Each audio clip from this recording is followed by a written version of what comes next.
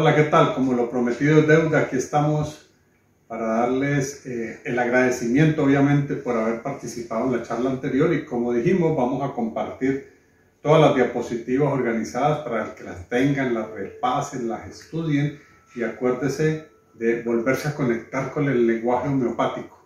Los productos Reckebeck tienen una sinergia muy equilibrada que seguro que nos va a ayudar en todos nuestros tratamientos, en la vida diaria, en la consulta diaria, en todo tipo de pacientes. Si tienen alguna duda, ya saben, pueden consultar a través de su representante o a través de mi correo electrónico, mi WhatsApp, cualquier cosa les puedo colaborar con muchísimo gusto. Muchas gracias nuevamente y espero disfruten este primer acercamiento y quedan cordialmente invitados para futuras charlas y futuras prácticas con los productos del Dr. Reckebeck a través de su representante Escollanos acá en Chile. Muchas gracias. Bueno, esta idea surgió, tengo entendido que gran parte o varios de los que están invitados hoy estuvieron en la charla inaugural hace un mes ya, o un poco más de un mes, y ahí tuve la oportunidad de hablar un poco de un concepto muy general, muy global, y de ahí surgió la idea de, de hablar sobre los medicamentos bioreguladores homeopáticos, así como bien lo presentaron ahora, porque yo creo que es una falta que hace en reforzar estos conceptos para poder entender un poco más la terapéutica. O sea, yo entiendo, yo soy médico también de formación,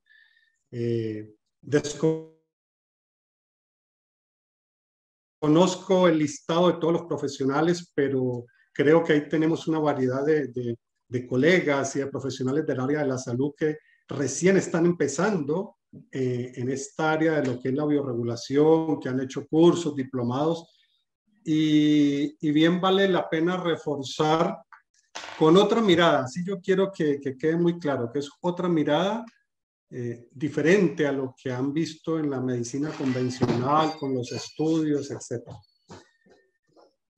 Entonces empezamos un poquitito con la historia. Todos somos médicos hipocráticos y ya Hipócrates hablaba de la ley de similitud, esta que dice similia, similibus curentur, que es lo similar se cura con lo similar, y él también hablaba de la terapéutica a los contrarios. O sea que esto no es ajeno a nuestra historia médica, el tema del tratamiento por la semejanza. Y la semejanza es lo que después el padre de la homeopatía, que es Samuel Christian Federico Hahnemann, tuvo a bien rescatar después de que él tuvo también un poquito, como muchos de nosotros alguna vez tenemos como esa inquietud de hacer otras cosas. Bueno, él renunció a la medicina por las terapéuticas que se vivían en el momento y empezó a crear lo que es lo que conocemos hoy día como la homeopatía. Entonces rescató la ley de la semejanza de Hipócrates y empezó a experimentar con sustancias de la naturaleza, dentro de ellos inclusive sustancias vegetales, animales, pero también de sustancias que eran en su momento o siguen siendo en su momento tóxicas, pero él lo que hizo fue diluirlas para empezar a generar a partir de eso lo que llamamos remedios homeopáticos. Esta palabrita, patogenesia homeopática, que yo creo que vale la pena que todos los que estamos incursionando en el conocimiento de este tipo de terapias y de este tipo de medicamentos, debemos tenerla muy clara para poder entender la forma de acción y la amplitud de acción de estos medicamentos que vamos a analizar un poco más adelante. Entonces, ¿qué es una patogenesia? Es la experimentación que inició Samuel Hahnemann en el hombre sano. Empezaron a utilizar personas, le daban una sustancia e iban anotando de manera muy metódica todos los síntomas físicos, mentales, emocionales, con todas las modalidades características para empezar a generar lo que es el listado de cuadros clínicos asociados a una determinada sustancia, y a eso se le denominó una patogenesia homeopática. Estas patogenesias de cada uno de los medicamentos, de cada una de las sustancias, la fueron recopilando en lo que se llama la materia médica homeopática. En su momento, Hahnemann empezó y él alcanzó a dejar el legado de 67 remedios. Y solamente como para información, hoy día hay mucho más de 2000 medicamentos homeopáticos, en la medida que diferentes investigadores en el mundo y grupos de homeopatía en el mundo han ido sumando cada vez más sustancias y más medicamentos para apoyar este tipo de terapéutica. Pero el otro factor muy importante a tener en cuenta, y el cual yo creo que no se le hace énfasis, es el concepto de uso de dosis atenuadas. Esto de las dosis atenuadas, si ustedes miran más adelante en cada una de las presentaciones que vamos a hacer, o si alguno de ustedes, me imagino que ya ha revisado medicamentos de la medicina bioreguladora, aparece la sustancia cualquiera, por ejemplo, pongámosle Nux vomica, y al frente tiene una letra y un número diferente a los gramos, sino una D de 10, de 12, de 30, por ejemplo. Eso nos indica la dilución, que me gustaría explicarla también de una manera muy breve. Entonces, esta sustancia, esta ley de semejanza, y esta fecha es clave, el 1796, que fue la fecha de que se le dio nacimiento oficial a la homeopatía. ¿Qué decía Hahnemann? Toda sustancia que actuando sobre el hombre sano ha podido producir determinada sintomatología, posee la capacidad, cuando se le emplea a dosis suficientemente atenuadas, que es lo que se llama la dilución, esta dosis atenuada puede curar de una manera pronta, radical y durable la totalidad de los síntomas del caso mórbido, con la sintomatología semejante a la producida en el hombre sano. Entonces, esta palabrería que utilizaban en ese momento simplemente es para decir una sustancia que se le dio a un hombre sano producía determinados síntomas. Y si yo tengo un enfermo que tiene una sintomatología parecida a la que me dio con esa sustancia, eso es lo que llama la ley de semejanza, y es muy probable que yo, al darle esa sustancia, ese medicamento en dosis atenuadas, diluidas, voy a empezar a obtener los beneficios terapéuticos, que vale la pena resaltar, y es lo que queríamos rescatar en a través de esta charla, porque muchas veces se habla los estudios de manera científica clásica, pero aquí tenemos que empezar a rescatar la historia y la base de lo que es el principio de lo que es la homeopatía. Entonces, ¿cómo se hace una dilución? Y el otro concepto que es bien importante, la dinamización.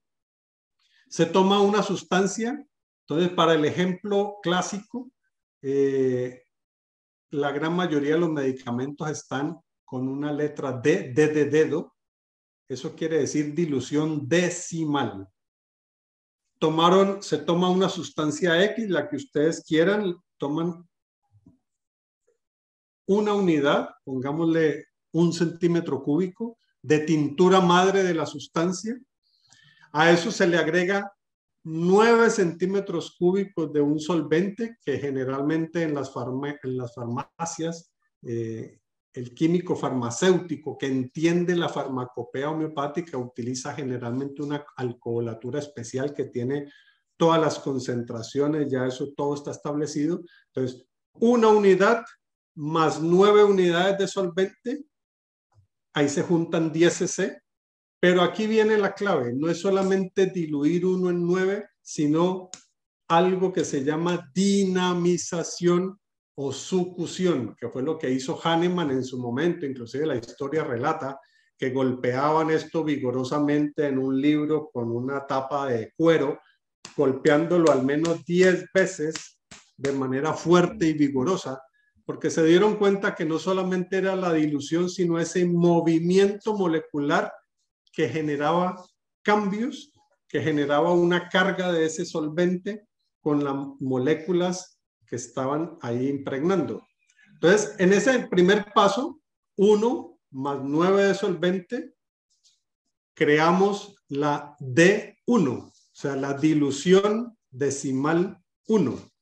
De esos 10 centímetros, saco 1 centímetro, le agrego 9 centímetros de solvente, nuevamente otra succión y ahí genero la D2.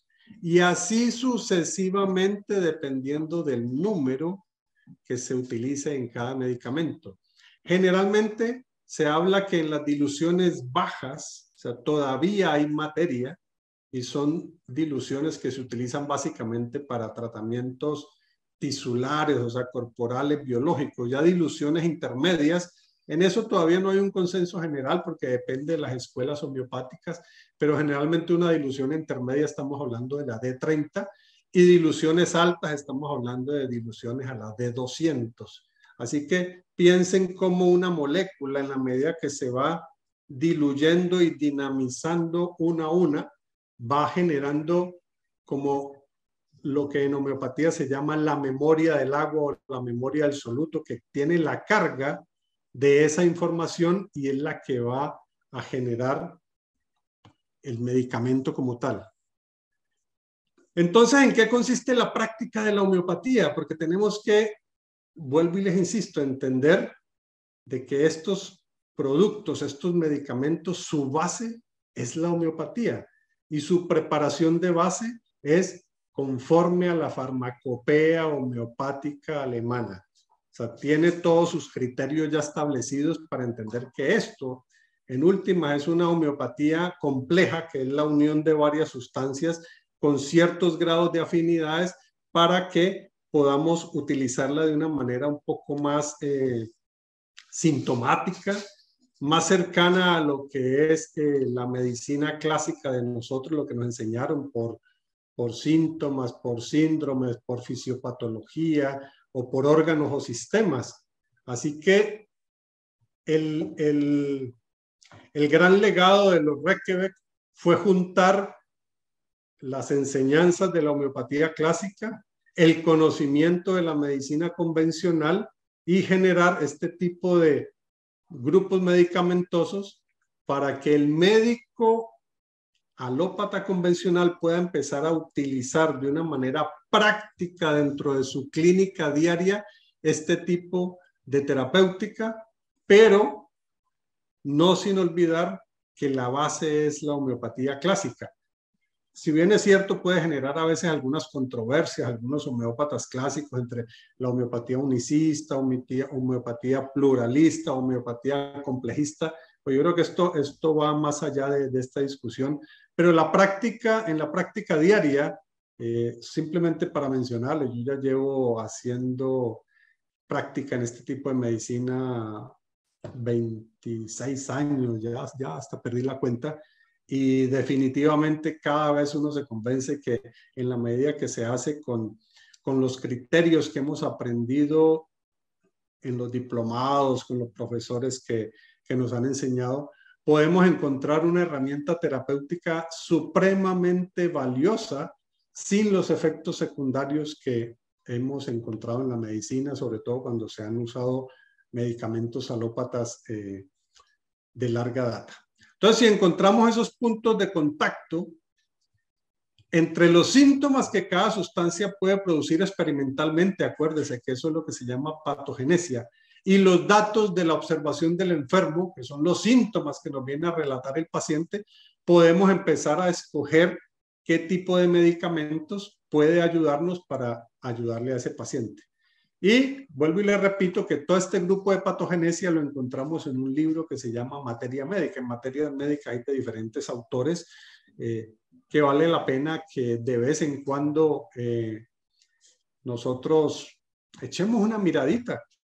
No solamente nos fijemos en lo que se publica en las revistas indexadas de medicina convencional, que ya se habla de otros tipos de mecanismos de acción, sino que empecemos a leer y a familiarizarnos con el lenguaje de la homeopatía. Yo sé que al principio puede ser un poco complejo y a veces nos cuesta, sobre todo por la racionalidad médica que nos han enseñado, el famoso método científico de la experimentación, del ensayo, placebo, randomizado, etcétera, etcétera.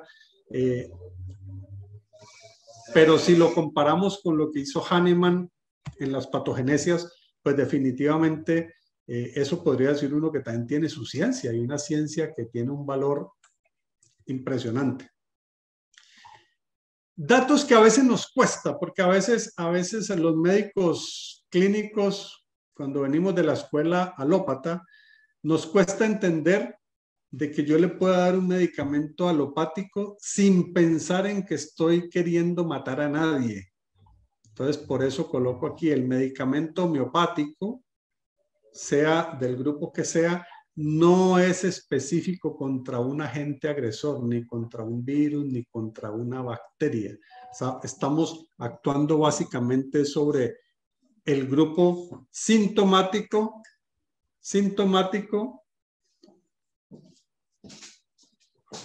para que lo tengan en cuenta.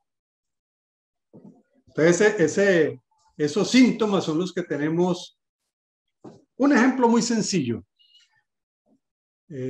Un niño con... Perdón. Un niño con una amigdalitis aguda. Entonces, en nuestro pensamiento médico alópata tradicional, lo primero que vamos a pensar es en el famoso estreptococo beta hemolítico, etcétera, etcétera, y que tenemos que dar un antibiótico que erradique el estreptococo, porque tenemos todavía esa mirada pasteuriana de que el agente es el causal de la infección. Y ojo, de una vez quiero aclarar que no quiere decir que olvidemos eso y lo tengamos en cuenta en algunos casos específicos. Pero para el tratamiento y el apoyo con medicamentos homeopáticos bioreguladores complejistas, nos interesa es la sintomatología del paciente para escoger el apoyo específico, y a lo mejor encontramos sorpresas, y la idea es que nos vamos empezando a dar la oportunidad de sorprendernos de que hay pacientes que uno les da el medicamento que se parece a sus síntomas a los que tiene la patogenesia, los medicamentos que le da, y se mejora su amigdalitis. Entonces la pregunta es, ¿y quién mató al estreptococo? Siempre va a quedar esa gran duda, y eso genera a veces controversia y hasta discusiones por todo lo que eso significa. Pero ojo, no se olviden que ante todo nosotros somos médicos clínicos y lo más importante es el paciente.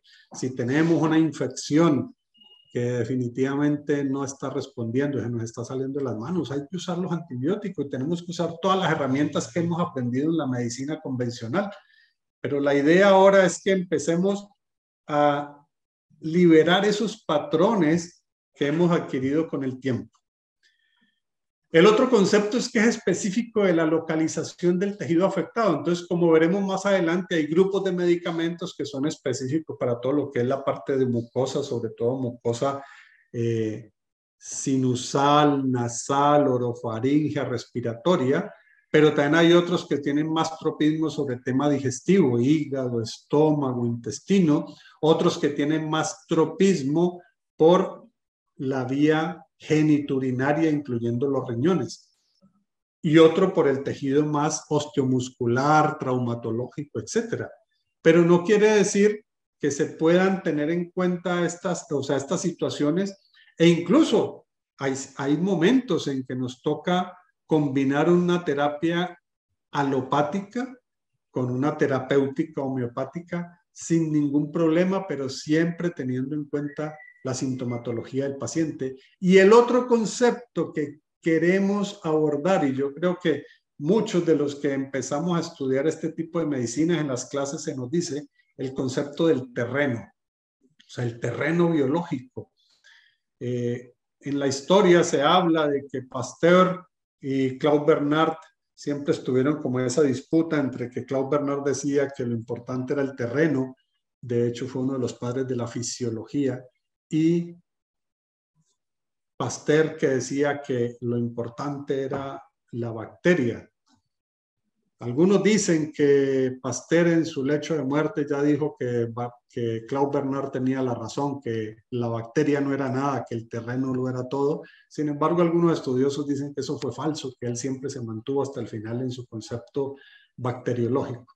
Pero bueno, el caso es que los que estamos metidos en estas medicinas bioreguladoras sabemos la importancia del terreno biológico, de lo que es el drenaje, la limpieza, la desintoxicación, la inmunomodulación, y obviamente eso tiene que estar enfocado en tener una mirada integral donde incluya la alimentación, el drenaje de emuntorios, teniendo en cuenta todo lo que es el sistema gastrointestinal, el hígado, la vesícula biliar, el intestino, los riñones, el tejido linfático, la actividad física y obviamente la parte psicoemocional que no podemos olvidar.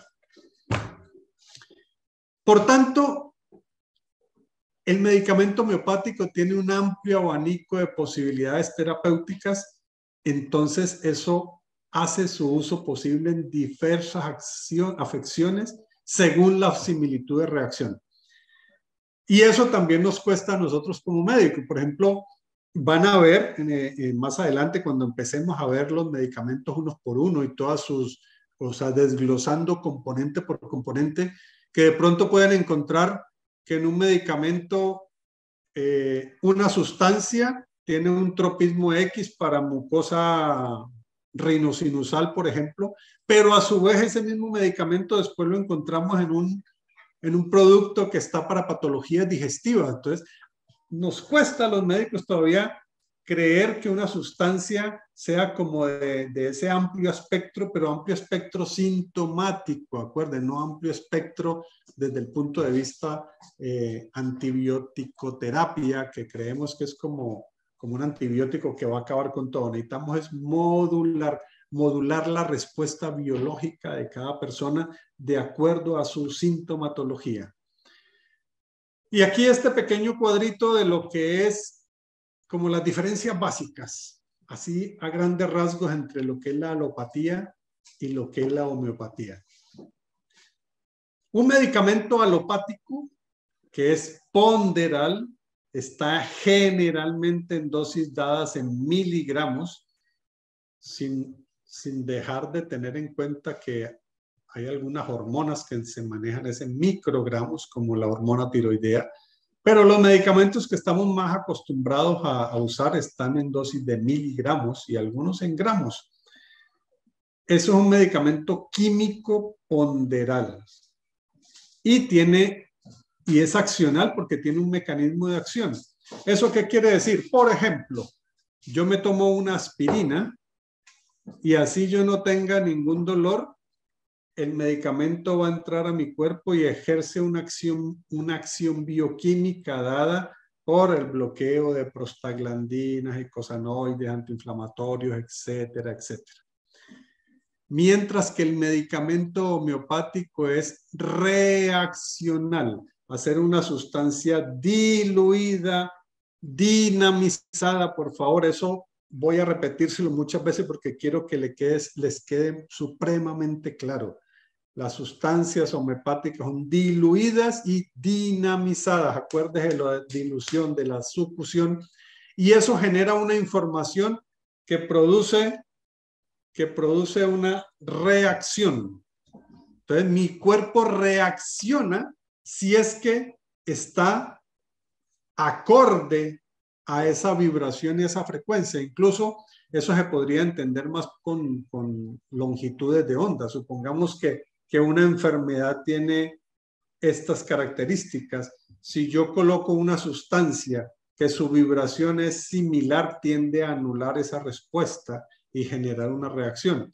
Pero si yo me tomo un medicamento de los de Reykjavik porque quiero suicidarme, por decirlo así, me tomo todas las pastillas de Reykjavik, no me va a pasar nada. Entonces ahí es donde viene el famoso cuento que le dicen a uno algunos colegas, no, lo que pasa es que usted lo que está recetando son agüitas de las carmelitas. Algunos hablan un poco más despectivamente y dicen que eso es agua de alcantarilla, que son puras diluciones, que eso es efecto placebo, porque desconocen el concepto de la física cuántica que está detrás de estos medicamentos y la información. De hecho, en algunos experimentos que se han hecho por espectrometría atómica de la información que hay detrás de un medicamento homeopático, y se encuentra que hay curvas diferenciadas dependiendo de cada sustancia. O sea, pero hay información. Así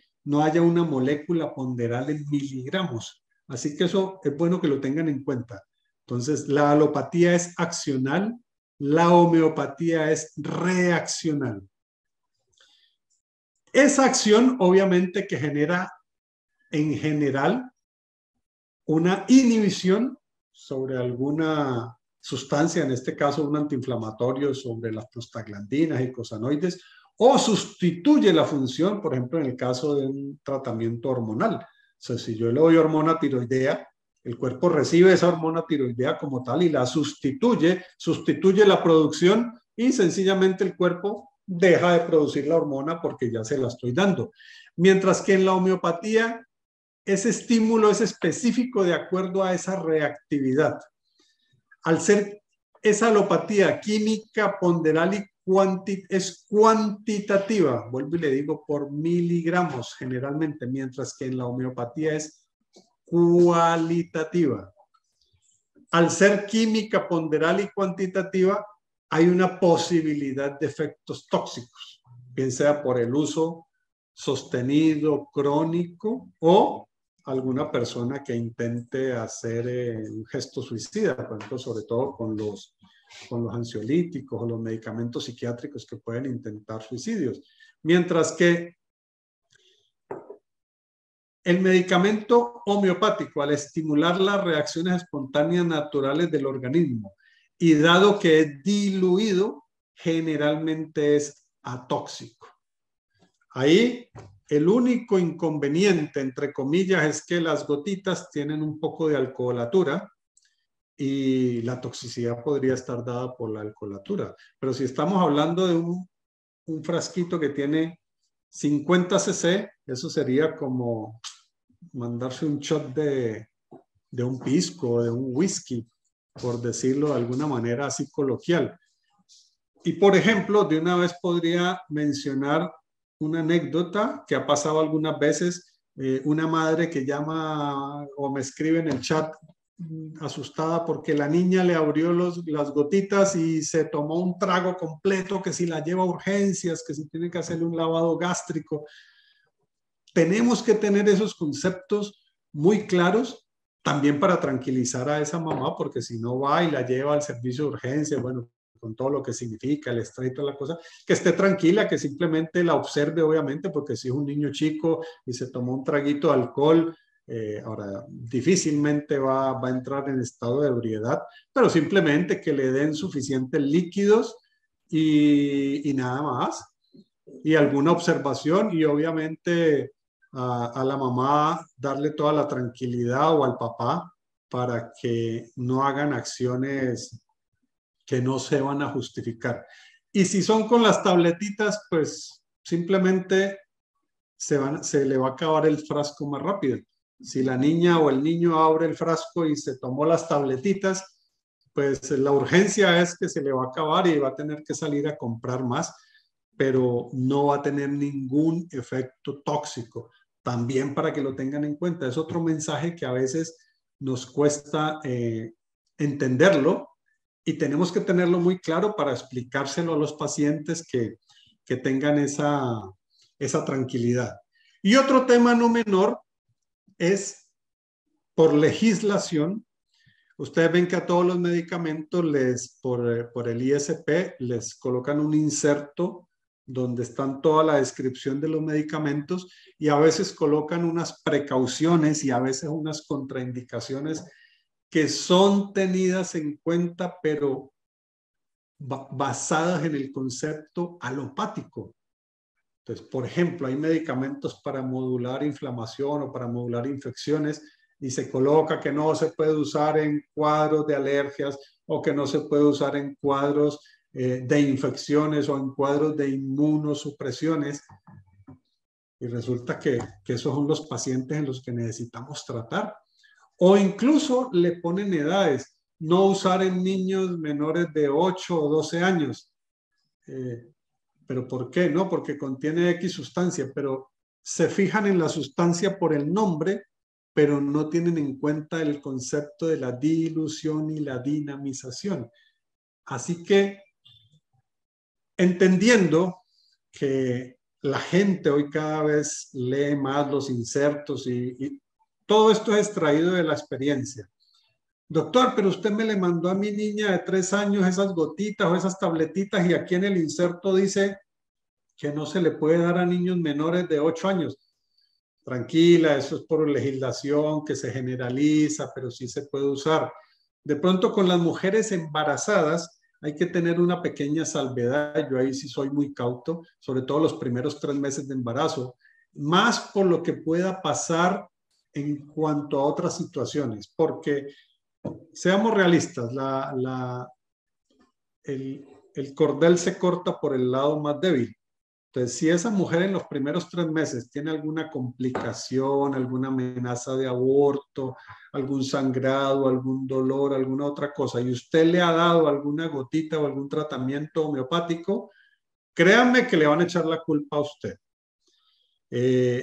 Sin embargo, eso no quiere decir que no se pueda usar, y de hecho hay muchos síntomas gastrointestinales, la náusea, los vómitos, todo este tipo de cosas que se pueden apoyar divinamente con los medicamentos homeopáticos complejos, y la respuesta en general es buena, pero hay cosas que tenemos que ser muy cautos, sobre todo si no tenemos una gran confianza todavía con el paciente, o si el paciente todavía le da temor de decir, oiga, pero si yo antes usaba estos medicamentos que me mandaba mi ginecólogo tradicional y ahora me están dando estos otros, ¿será que voy a tener algún problema?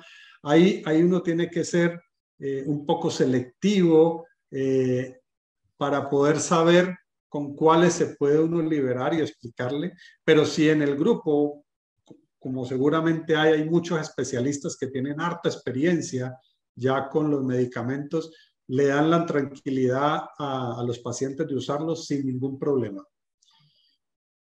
Y aquí empezamos ya a ver detalles que también es importante tenerlos en cuenta a pesar de lo obvio.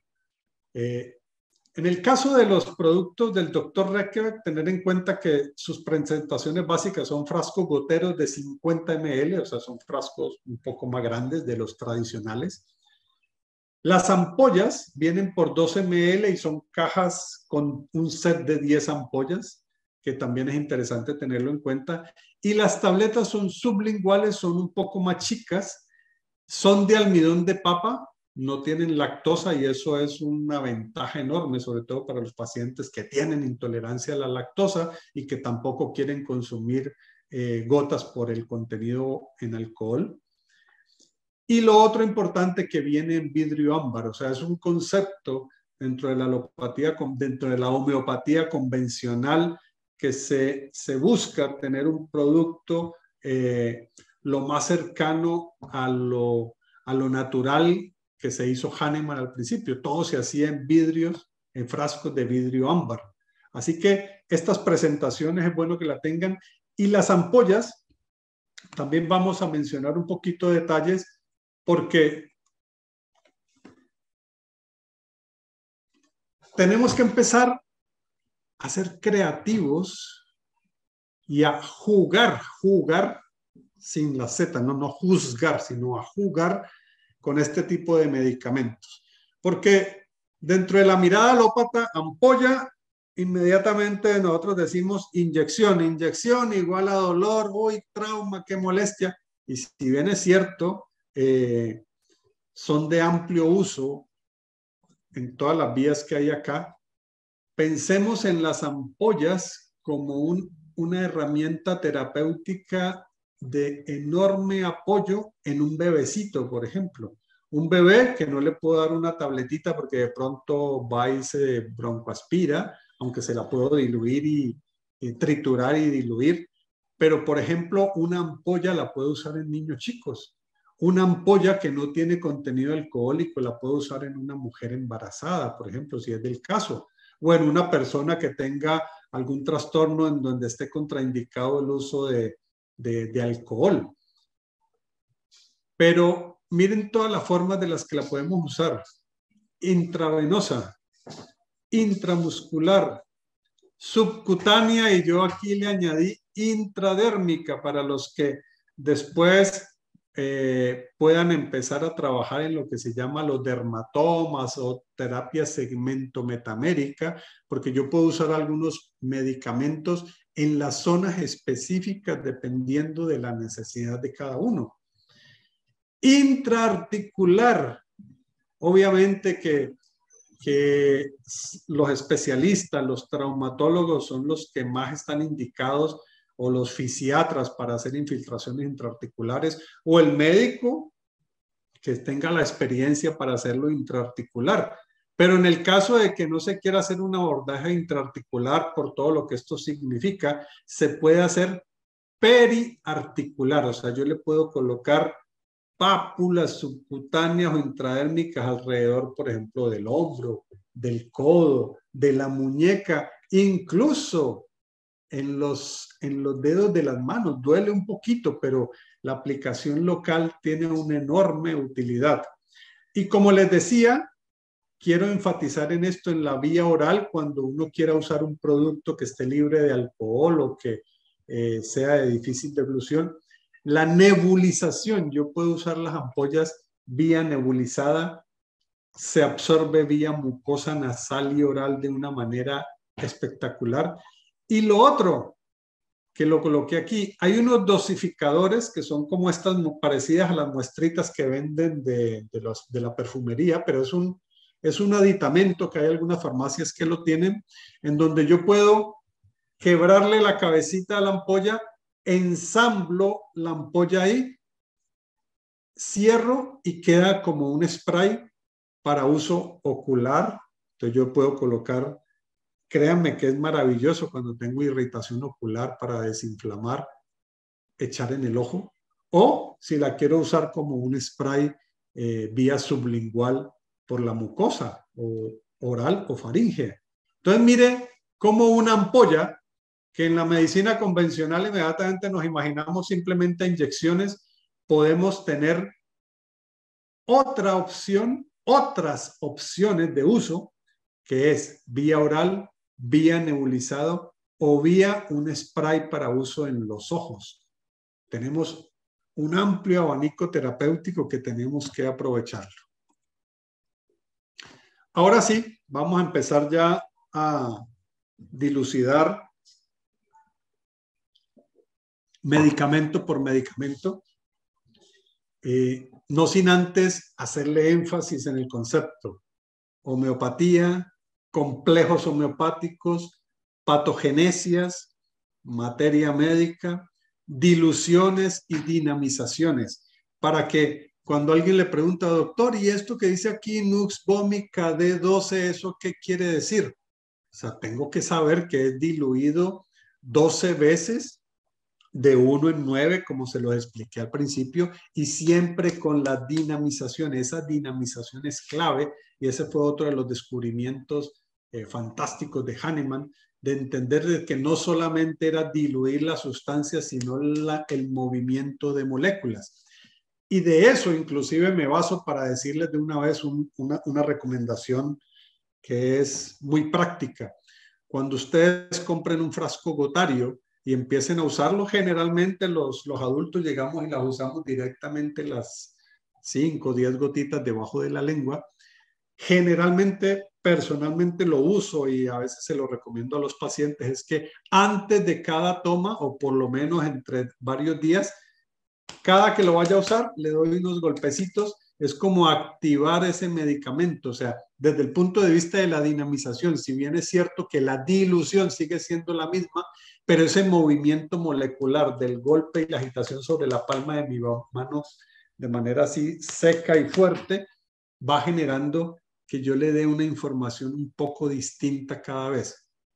Por decirle, si le ponemos un número, entonces si uso Nux Vomica o alguno de los que vengan gotas, Rutabine, por ejemplo, que tiene varios componentes, algunos están a la D6. Entonces, cada que yo lo succione va a ser a la D6,1 por colocarle un número, y después va a ser a la 6,2 y así sucesivamente. Eso genera una información distinta y eso también tiene otro factor importante, y es que cada vez la información tiene un estímulo completamente distinto. El orden en que vamos a hacer la presentación ahora de los medicamentos, bueno, fue un poquito antojadizo de acuerdo a lo que estamos viviendo, porque recién pasamos acá en Chile fiestas patrias, así que yo creo que más de uno debe estar todavía con el estómago sabiendo empanada, chicha, terremoto y choripán y todas las cosas que se usan aquí. Entonces, por eso escogí este que llamo Gastreu R5. Esa es otra cosa también para que lo tengan en cuenta. Cuando ustedes hagan una receta a las farmacias de las que se les irá informando en dónde se pueden pedir, ustedes pueden colocar R5 y la fórmula o colocar el nombre. Personalmente, esa es una de las cosas que le digo yo a mi visitadora Verónica, es que a mí me cuesta aprenderme eso por números, pero les doy las dos nomenclaturas. Entonces ustedes pueden colocar en la receta R5 tabletas o R5 ampollas, dependiendo de lo que quieran manejar, o el Gastreu. Este Gastreu, obviamente que también tiene, estas ya son como críticas para los alemanes, porque esto viene desde Alemania. Entonces, claro, cuando uno Gastreu, todo gástrico, y no es solamente gástrico de la cámara gástrica, como ya lo veremos más adelante. Entonces, la presentación, recuerden, tabletas en frasco de vidrio ámbar por 200 unidades, son tabletitas chicas, se diluyen fácilmente, tienen un sabor muy rico, yo diría que neutro, pero es un sabor rico. Y lo otro interesante son las ampollas en una caja por 10 ampollas, que pueden usarlas en la forma que les dije anteriormente, pero obviamente que lo importante es aprender a utilizarlas en la consulta como bioterapia. Entonces yo puedo hacer biopuntura en puntos específicos asociados al área gástrica, hepatointestinal, dependiendo de cada caso clínico. Entonces miren los componentes, y aquí es donde vamos a empezar a familiarizarnos. Por favor, yo los invito a que lean de vez en cuando un librito de homeopatía, no solamente la medicina interna de Harrison, ni la pediatría de Nelson, ni la patología de Robbins, que tenemos que haber estudiado alguna vez, ni en el New England Journal of Medicine, y todos los estudios y metaanálisis. Hay una cosa simpática que alguna vez lo comenté, y es que cuando a uno le hablan de un libro de medicina interna, uno siempre, ¿y qué edición es? No, pues que la edición 15. ¿Y de qué año? No, pues que 2010. Y uno, no, ya está desactualizada. En cambio, con la homeopatía, créanme que si ustedes llegaran a encontrar un libro original de Hahnemann de 1700 y tanto, es una reliquia que uno lo leería con gusto. Y hay unos tratados de medicina homeopática que de pronto lo que a uno le cuesta entender a veces es el lenguaje que utilizaban en la época, pero vale la pena. Ya el relato de lo que es la materia médica, de todos estos nombrecitos que a nosotros nos cuesta, pero bueno, así como nos aprendimos los nombres de los antibióticos, de los antiinflamatorios, de los corticoides, de las hormonas, etcétera, tenemos que empezar a familiarizarnos con estos nombres que son elementos de la naturaleza.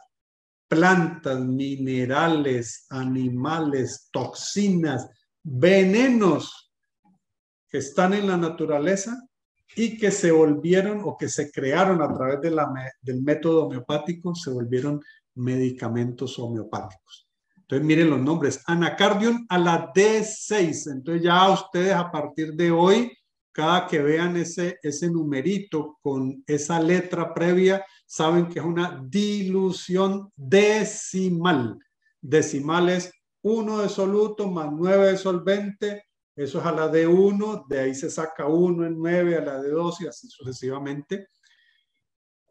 Y si llegan a leer algo que tenga una letra C, es una dilución centesimal.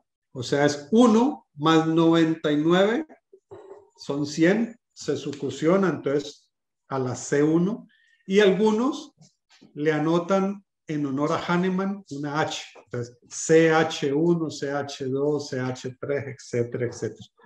Simplemente para familiarizarse con la nomenclatura y ustedes ya sepan con propiedad a qué se está refiriendo. Entonces, un medicamento que está a la D6, D6, D4, D4, D8, mire, todas son diluciones relativamente bajas. Uno podría decir que esto prácticamente es fitohomeopatía, o sea, todavía hay moléculas.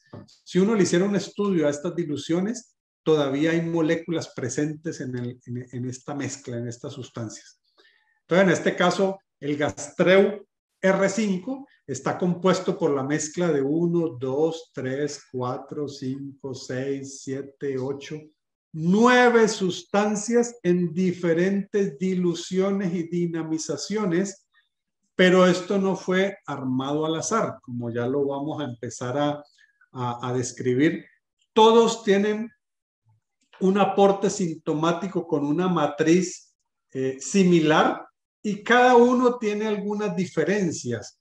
¿Esto por qué lo hicieron así? Porque en la homeopatía clásica hay algo que se llama modalización de síntomas, pero para eso se requiere experiencia, se requiere conocer un poco más en profundidad la homeopatía, se requiere tiempo en la consulta y desafortunadamente cada vez el tiempo es mucho más corto para tratar de uno entender, por ejemplo, la modalización. Supongamos, tengo una epigastralgia. Entonces, lo típico, el paciente que le va a decir, doctor, tengo ardor en la boca del estómago. Las modalizaciones sería, y eso le da en la mañana, en la tarde o en la noche.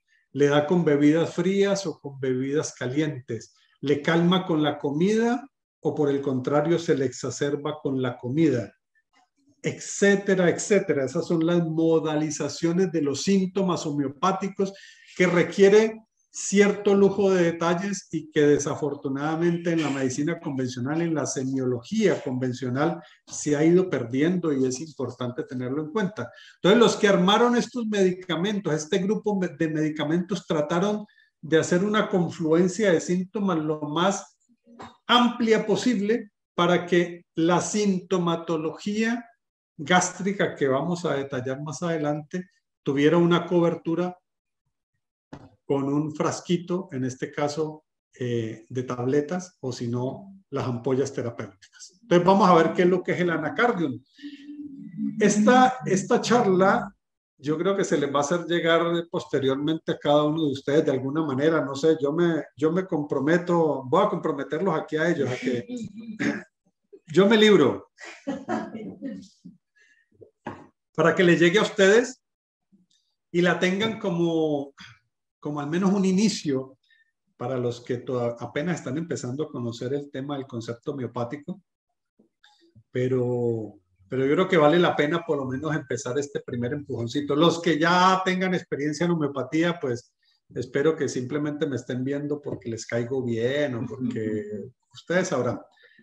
Pero aquí está la foto. Mire, este es el anacardio que se llama la nuez de caoba. Entonces es un producto vegetal. ¿Cuál fue el estudio que se hizo en la patogenesia? Y les voy a repetir las palabras para que se vayan interiorizando con esto y no piensen que estamos hablando de cosas raras ni brujerías. No, esto fue investigación pura en hombres sanos que se llama patogenesia de sustancia. Trastornos digestivos, dispepsia y estreñimiento. Entonces, mire, ya ustedes, en la medida que vayamos leyendo, ustedes pueden empezar a hacerse una imagen mental de qué tipo de paciente se les puede presentar después de fiestas patrias o después de un fin de semana bien opíparo y que tiene esta cantidad de sintomatología y cómo podemos ayudarle para manejar esto sin requerir los famosos inhibidores de bomba de protones y el Viadil y una cantidad de sustancias que sabemos que no se puede abusar de ellas por todo lo que esto significa. Gastropatía nerviosa, el paciente que tiene mucho estrés y empieza a sentir que contra el estrés se le aprieta la guatita y empieza a tener sintomatología digestiva. Sensación de vacío en el estómago. Digestión difícil con eructos, náuseas, vómitos e hipo. Ahora, ojo, vamos siendo detallistas en esto. Miren los detalles de los síntomas, ¿no? Sensación de vacío en el estómago. Bueno, si el paciente se lo relata a uno, pues ya uno lo tiene en cuenta. Lo de los eructos y las náuseas, digamos que es con relativa frecuencia los pacientes que tienen ciertas intolerancias alimentarias, pero no quiere decir que tenga que tener todos los síntomas para poder recetarse. Entonces, si no tiene eructos, náuseas, vómitos e hipo, entonces no le sirve el anacardium. No, es cualquiera de estas sintomatologías. Acuérdense que estamos hablando ley de semejanza, no ley de exactitud. Entonces, todo esto que semeja una sintomatología dispéptica nos puede ayudar con el anacardium que está contenido en gástreo, ¿ok? Dolor gastroduodenal que se alivia tras la ingestión de alimentos. Por tanto, puede ser útil en pacientes con esta sintomatología asociada a lo que es una úlcera duodenal o pilórica. ¿Vale? Entonces, ya vimos el primer medicamento, o sea, la primera sustancia que contiene el gástreo. Argentum nitricum. Miren, nitrato de plata. Uno dirá, oye, pero ¿quién va a tomar nitrato de plata? Bueno, otra de las genialidades de Hahnemann y todos sus amigos homeópatas fue entender de que hay sustancias químicas que diluidas y dinamizadas, me voy a volver medio majadero cada que le repita esta terminología, porque yo creo que es importante rescatarla y no demonizar como uno lo ha escuchado muchas veces. No diga que esto es homeopatía, por favor, no nombre que esto es homeopatía porque es como si fuera vergonzoso. Y resulta que todo esto tiene una preparación homeopática con toda la parafernalia de los químicos farmacéuticos homeopáticos que entienden la farmacopea homeopática. Así que no nos dé vergüenza decir que estamos utilizando medicamentos homeopáticos que tienen una historia de muchos años y que vale la pena intentarlo, y créanme que uno los efectos los ve y la historia. Por ejemplo, yo siempre comento algo de mi vida, pero no de la vida personal, sino de la vida en familia. Yo cuando empecé esto, mi hijo mayor tenía 2 años, él fue uno de los conejillos de Indias. Él sufría de otitis a repetición. Obviamente que yo como médico le hice el primer manejo convencional, volvió y hizo otra otitis, entonces lo llevé a la pediatra para yo decir, bueno, esto como no lo pude, yo era médico general, la pediatra le mandó su tratamiento, perfecto, volvió y recayó, ya lo llevé al otorrino, y ya cuando el otorrino dijo, no, este es el 3er episodio seguido, no sé cuánto, y lo examinó y planeó el famoso combo quirúrgico, que es ponerle tubitos ventilatorios, cornetes, amígdalas, adenoides, y eso como que me dijo, oye, ¿cómo así? O sea, prácticamente una mutilación de todo lo que es la parte de la rinofaringe para tratar una otitis. Me pareció como demasiado agresivo, dije, no puede ser. Y justo yo empezaba en ese momento a estudiar con el profe Arturo Virne este tipo de terapias. Obviamente no lo manejé yo, lo manejaron ellos, ahí fui aprendiendo, él fue el primer conejillo de Indias y funcionó. Y hasta el día de hoy usan todo lo que yo les mando. Pero después vino mi segundo hijo, que actualmente tiene 24 años, también estudia medicina, o sea que como que era contagiosa la cosa. El mayor también es médico actualmente. 25 años en que él no sabe lo que es tomar un antibiótico. Ojo, y no porque diga, no, lo intentamos.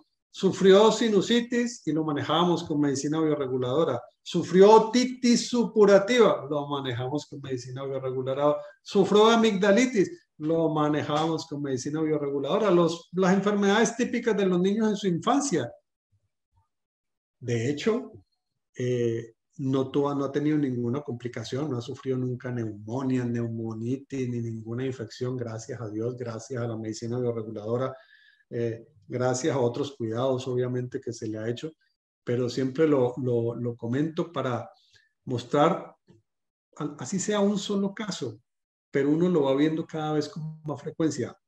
Pacientes que inician la terapia con medicina bioreguladora y obviamente que la historia tiene que empezar a contarse a partir de que empiezan esta terapia y uno lo ve cuando le cuentan el año siguiente, doctor, desde que empecé esta terapia, mire que mi hijo se mejoró de la parte digestiva, se mejoró la parte respiratoria, ya no le he tenido que llevar a urgencias, no ha tenido que faltar al colegio y obviamente la mamá o el papá no ha tenido que pedir permisos en su trabajo para tener que llevarlo a las urgencias. O sea que definitivamente sí funciona, sí funciona.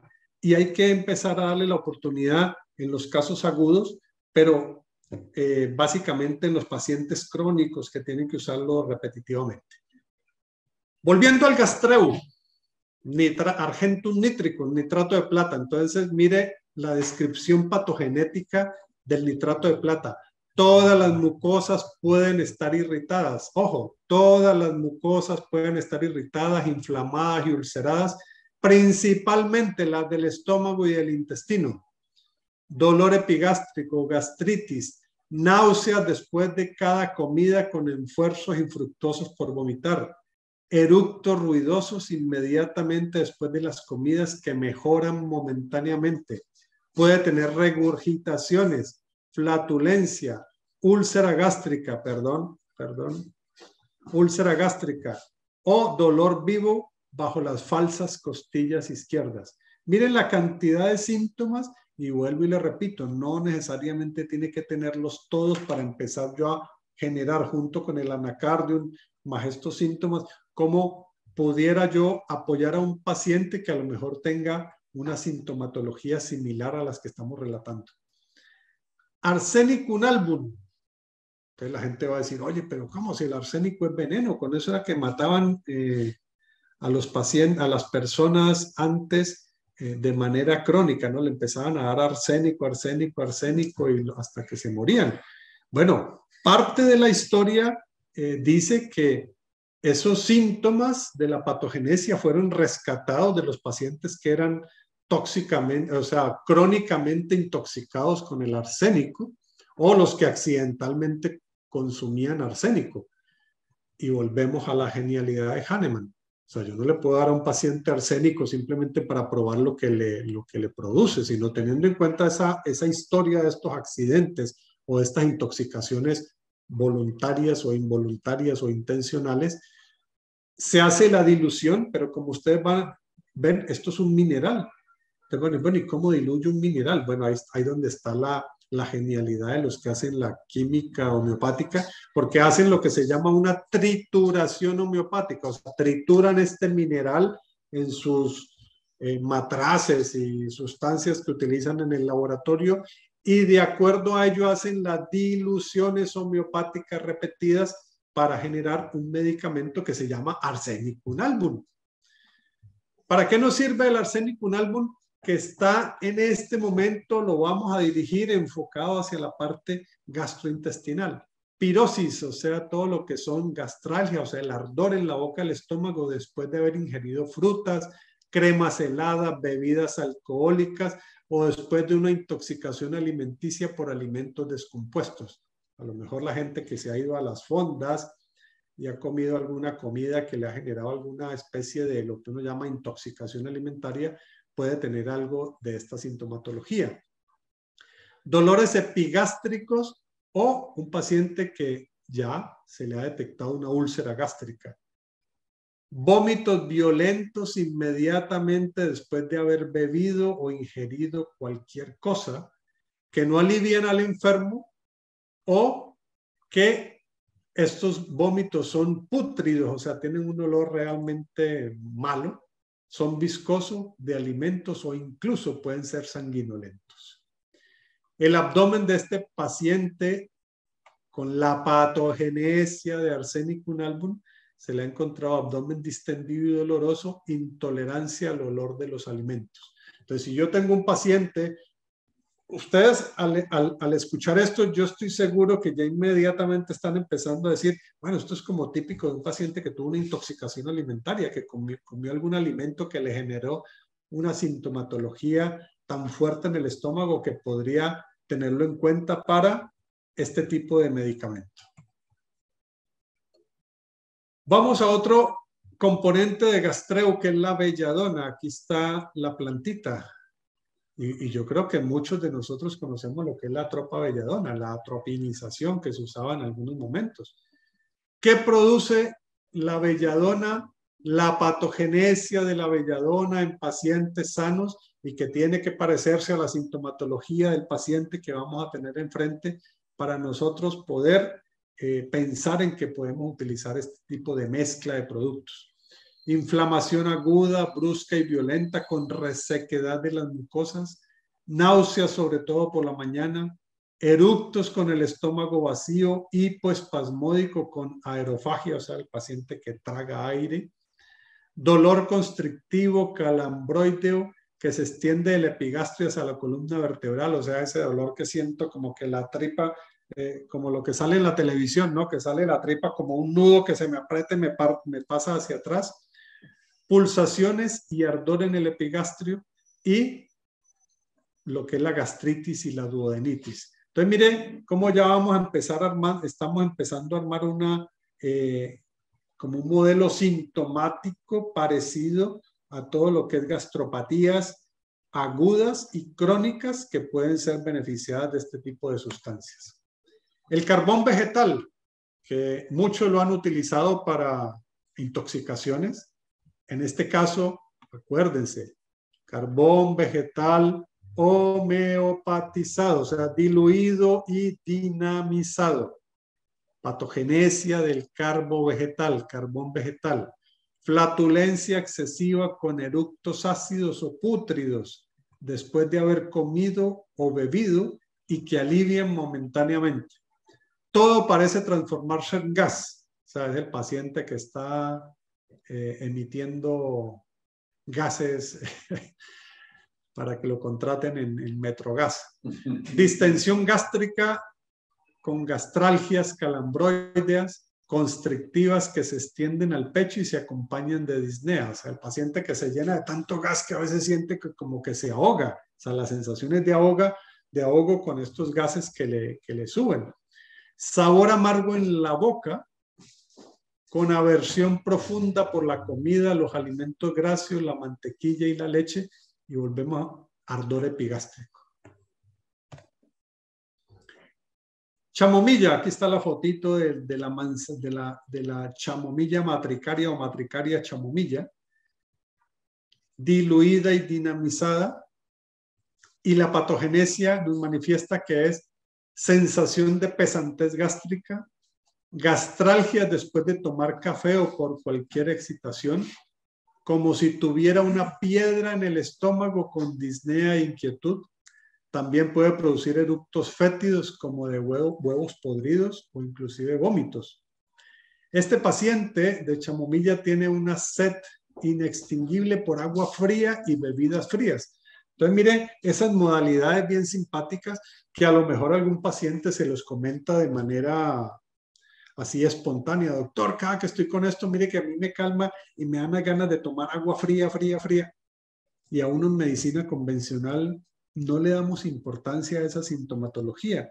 Así que a partir de ahora ustedes esos datitos que les dé el paciente, así como cosa rara, empiecen a notarlos y empiecen a tenerlos en cuenta en esa sintomatología para que empiecen a armar el complejo sintomático lo más exacto posible y van a empezar a darse cuenta que pueden apoyarlo con esta mezcla medicamentosa sin necesidad de utilizar otras cosas, como les dije inicialmente, inhibidor de bomba de protones o o antiespasmódicos, etcétera, etcétera. Gastritis nerviosa, distensión gástrica, cólicos muy violentos con deseo de doblarse en dos, agitación y crisis. Otro componente del chelidonium, que es la chelidonia, entonces básicamente un estómago sensible únicamente puede soportar líquidos calientes. Mire que en este caso es un poco distinto, pero como a veces esto no lo dice el paciente, tenemos que tenerlo en cuenta. Dolores epigástricos agudos asfixiantes que se irradian al ángulo inferior del omoplato derecho. Tiene mucho que ver con el tema de la vesícula biliar, desde la semiología. Las comidas mejoran pasajeramente, especialmente con leche caliente, o sea, la leche caliente. Otro componente de gastro es el licopodium. Hambre voraz con saciedad precoz, o sea, el paciente que tiene mucha hambre, pero empieza a comer y se sacia rápidamente, se satisface después de haber comido algunos pocos bocados. Tiene eructos incompletos que pueden ser quemantes con ardor intolerable persistente a nivel del esófago. Útil en diferentes trastornos gastrointestinales como reflujo gastroesofágico, flatulencia, bulimia, dispepsia, dolores epigástricos e hipogástricos y úlceras gástricas.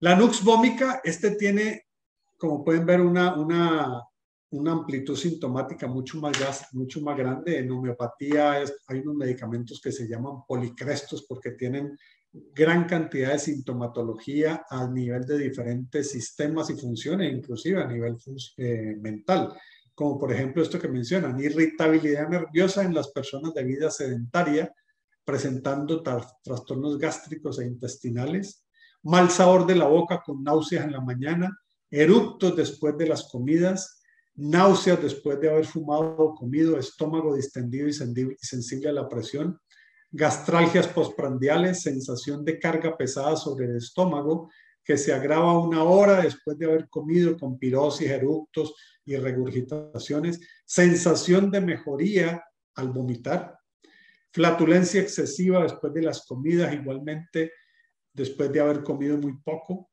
cólicos en la parte superior del abdomen que se agrava después de cada comida y obliga al enfermo a inclinarse hacia adelante, sensación como si el intestino fuera a salirse a través de la pared abdominal, trastornos funcionales del tracto gastrointestinal como gastritis, gastralgias, dispepsia, anorexia, bulimia, flatulencia, intoxicación alimentaria y los síntomas resultantes de lo que es una hernia epigástrica o una hernia hiatal. Así que como vemos, todo esto es sintomatología. Para simplificarlo, entonces, ¿qué nos dice, por ejemplo, el laboratorio? Indicación del gastreo R5 en gastritis y acidez estomacal. Pero como vemos, esto puede ser mucho más amplio. Entonces, ¿en qué casos podemos usar el gastreo? Gastritis y gastroduodenitis tanto aguda como crónica. También en las afecciones gástricas como gastralgias, eructos, flatulencias, dispepsias, meteorismo, gastropatías nerviosas que pueden estar asociadas a síntomas asociados a intolerancias alimentarias. Pero de ahí lo importante de la mirada bioreguladora integrativa es que no es solamente dar el medicamento, sino hacer la historia clínica suficiente para también orientar al paciente en los cambios de sus hábitos alimentarios. Gastreu R5 actúa directamente sobre todas las mucosas gástricas inflamadas, influye sobre los órganos que colaboran en la digestión y estimula la peristalsis, ayudando positivamente a la fisiología del estómago. Y esto lo podemos asociar, obviamente, cuando hay pacientes con trastornos hepáticos o orgánicos funcionales a nivel de la vía hepatobiliar, podemos asociarlo al Epagalen R7. Entonces ya podemos empezar a mirar esta sintomatología un poco más compleja en pacientes que ya llegan con patologías más crónicas, donde uno sospecha un trastorno funcional gastrointestinal, pero a su vez una patología hepatobiliar. Entonces lo puede combinar el gastreu con el Epagalen. Otro que está de moda ahora, porque estamos en la primavera, que es el Rinopulsan R49. Entonces recuerden, pueden mandarlo como Rinopulsan o como R49. Viene en un frasco gotero de 50 mililitros. Los componentes, mire que aquí se repite, arsénico, un álbum, otros como el calcio carbónico, sinaviris, calium bicromicum, mercurio solubilis, pulsatilla y sulfur. Aquí ya tenemos algunas dinamizaciones un poco distintas porque vamos a tratar un poco síntomas un poco más funcionales. Arsénico, un álbum, mire que entonces uno diría, oye, pero si el arsénico ahora hablamos de síntomas gástricos y ahora usted me habla de que el arsénico produce, o sea, la patogenesia del arsénico también incluye rinitis crónica y obstructiva con secreciones claras, escoriantes que mejoran con el calor, congestión nasal como consecuencia de rinitis alérgica o estacional que mejora por el calor y provoca dolores agudos en los senos paranasales y en los oídos, pero también puede producir una otorrea escoriante ofensiva abundante y acompañada de zumbidos. Entonces no es que sea otro tipo de arsénico, es el mismo, solo que como es un medicamento de amplio espectro, la nomenclatura homeopática es un medicamento policresto, tiene múltiples sintomatologías, dentro de ellos en este caso una sintomatología a nivel de la mucosa nasal. El carbonato de calcio, que es extraído de la concha de la ostra, produce rinitis frecuente que aparece en cada cambio climático con rinorrea y goteo retronasal espeso, amarillento y de mal olor. Rinitis hipertrófica, ocena, poliposis nasal, obstrucción nasal crónica, matutina y nocturna, frecuentemente acompañada de secreciones purulentas y resequedad de las mucosas nasales y pérdida de disminución del olfato. Adenopatías ganglionares cervicales y submaxilares. Entonces mire que ya uno podría empezar a pensar que no solamente ya es una rinitis clásica, sino una rinosinusitis, en los cuales podría ser beneficioso apoyarse con el rinopulsano. El cinabrio o sulfuro de mercurio, también otro mineral. La patogenesia incluye sinusitis frontal y maxilar que provoca dolores a nivel de la cara dorsal de la nariz, como si unos anteojos pesaran sobre la base de la nariz, dolores que se irradian a los huesos de la cara, con moco espeso y epistaxis que puede ser frecuente. Dolores agudos en las órbitas oculares que se agravan a nivel del conducto lacrimal con inflamación y edema palpebral del ojo afectado y descarga nasal posterior, catarro nasofaringeo adherente. El bicromato de potasio, calium bicromicum, que así es el nombre con el que se va a encontrar en la materia médica, calium bicromicum. Acción profunda sobre las mucosas que producen secreciones adherentes, viscosas, filamentosas, con formación de membranas falsas y ulceraciones. Cefaleas frontales a consecuencia de esa sinusitis, dolores agudos en los huesos de la cara con sensibilidad al tacto, rinitis atrófica y sinusitis frontal o esfenoidal, secreciones nasales densas, verdosas, pegajosas y obstructivas, y también tener en cuenta en pacientes con otorrea con secreciones amarillentas, filamentosas y viscosas. Mercurio, Mercurio solubilis hahnemanniani, generalmente conocido como mercurius. Rinitis recurrente durante la infancia, niños que mantienen la nariz húmeda permanentemente, rinitis nocturna que empeora por el aire frío, con resequedad y obstrucción nasal o descarga nasal copiosa de serosidad corrosiva, o sea, el niño que se le pela la nariz básicamente con la secreción y hasta le arde la nariz. Rinitis atrófica y catarros nasales que se extienden a los senos frontales provocando irritación de las mucosas, especialmente durante el tiempo húmedo y frío y en la sinusitis como tal. Mucosas nasales irritadas y ulceradas siempre cubiertas de abundantes secreciones claras, pero también espesas.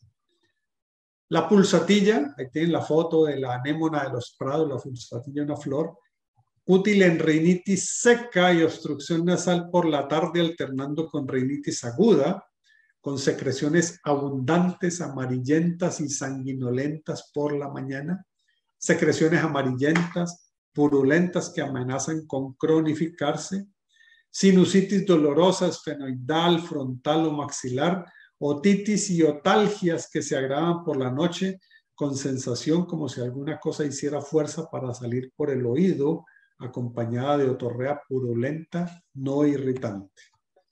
Azufre. En homeopatía se conoce como sulfur. Útil en inflamaciones crónicas de las mucosas nasales, mucosas secas o atróficas, ardor y prurito de las mucosas nasales, costras nasales con tendencia a las hemorragias, rinitis seca y crónica con secreciones purulentas que producen anosmia. Ahora que pasó toda esta epidemia, mire todo lo que puede inclusive ayudar a recuperar todo lo que es la mucosa nasal. El enfermo percibe olores imaginarios como de azufre, de resina, de jabón o incluso de materias fecales. Así que el Rinopulsan R49, como le gusta a Verónica, que R49, la indicación puede ser entonces todo lo que es catarro agudo y crónico de los senos nasales, frontales y maxilares, sinusitis, enfermedades catarrales de las vías respiratorias altas, todo lo que son pólipos de las fosas nasales e incluso tratamiento postoperatorio de la rinoseptoplastia, o sea, para preparar toda esa mucosa y limpiar todas esas mucosas nasales. Por tanto, el Rinopulsan R49 está indicado en manifestaciones catarrales agudas o crónicas de las mucosas nasales y paranasales, como rinitis aguda, rinitis seca, rinitis atrófica, rinitis hipertrófica, rinitis vasomotora, rinitis alérgica, rinitis estacional, fiebre del heno. Está indicado el Rinopulsan R49 también en sinusitis de diversa localización esfenoidal, frontal o maxilar. Por tanto, la puedo usar sola, pero si hay sintomatología aguda, el Rinopulsan R49 lo puedo asociar con otro medicamento que se llama el Grifectan R6, que es en caso de catarros nasales o afecciones gripales anteriores o actuales. O sea, esa gripe, con todo el malestar que da, el malestar corporal, que se complica con rinitis o rinosinusitis y el paciente está con mucha sintomatología, se puede acompañar con el Grifectan. En el caso de inflamaciones agudas y edemas localizados en las mucosas nasales y paranasales, así como en el oído, los párpados, las amígdalas, la cavidad nasofaringe y la laringe, se puede asociar con otro medicamento bien interesante para todo lo que es las mucosas, que se llama el angina SIT R1.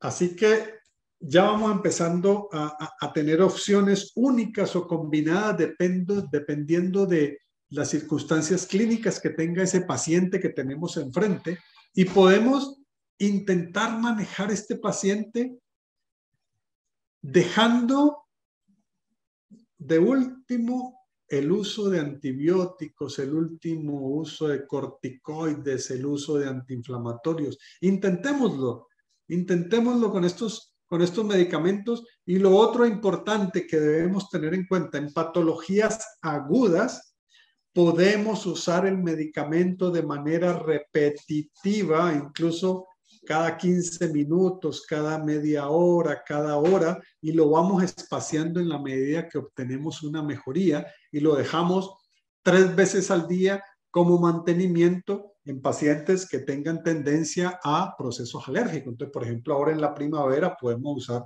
los 2-3 meses los medicamentos para mantenimiento.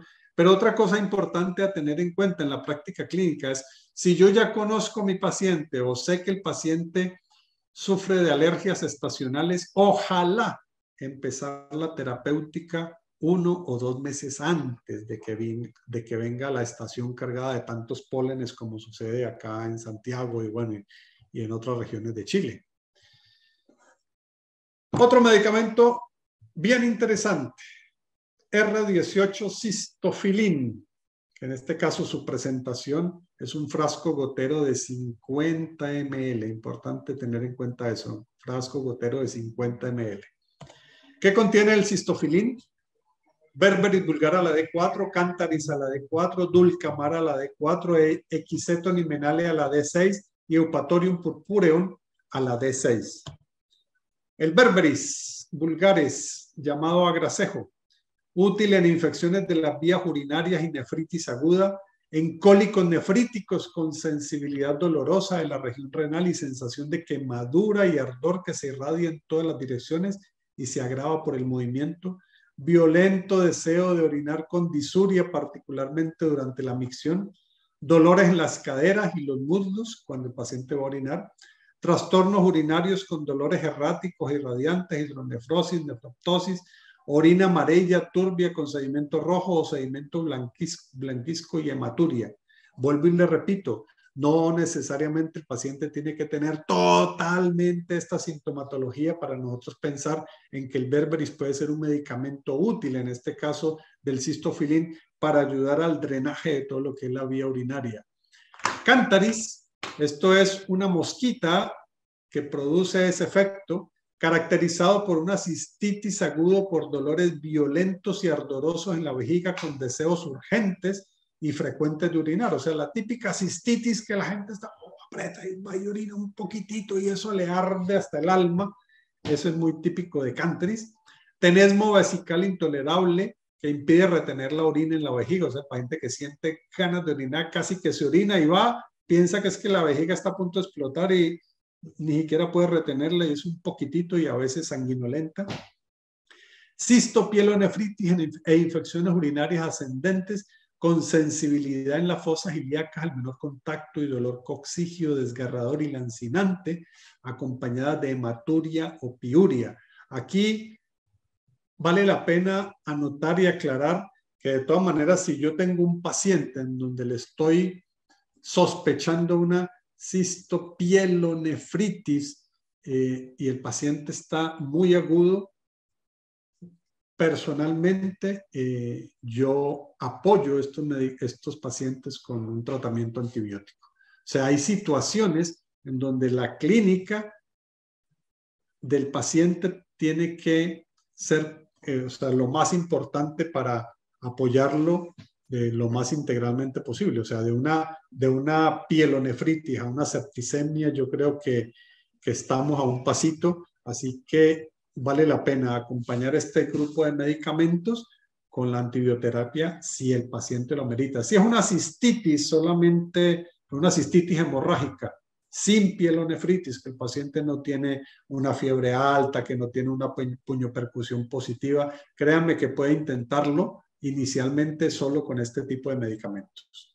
Disuria que presenta dolor y ardor cortante a nivel del cuello vesical y de la uretra antes, durante y después de la micción, oliguria o onuria con deseos continuos de orinar y dolores intolerables. O sea, la típica cistitis clásica. Así que para que lo tengan en cuenta. La dulcamara es esta hermosa flor. Cistitis e incontinencia urinaria durante el tiempo lluvioso. Dolor vesical que aumenta de intensidad por el frío húmedo y la lluvia. Muchas mujeres, sobre todo se ve mucho en las mujeres que después de estar o que se les ha mojado la ropa o que están en piscina y se queda la ropa húmeda y se enfrían. Inclusive los pacientes les dicen, doctor, tuve un enfriamiento. Resulta que a uno en medicina convencional esa terminología como que nos suena rara, pero los pacientes se lo dicen a uno, doctor, tuve un enfriamiento y me dio una cistitis. Y uno dice, pero ¿cómo así? No, si eso fue el bicho que se le metió. Siempre pensamos en eso, pero el terreno energético se va creando por algunas condiciones externas, en este caso el enfriamiento. Micción involuntaria y debilidad parética de la vejiga, orina turbia y fétida. Y el equisetum iemale, que es la famosa cola de caballo, también útil en pacientes con cistitis aguda o crónica con gran sensibilidad en la región vesical, más marcada por la tarde y especialmente a la derecha.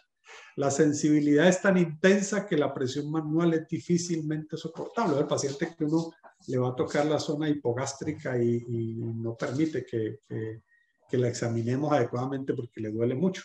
Tenesmo vesical y sensación de pesantez que no mejora por la micción.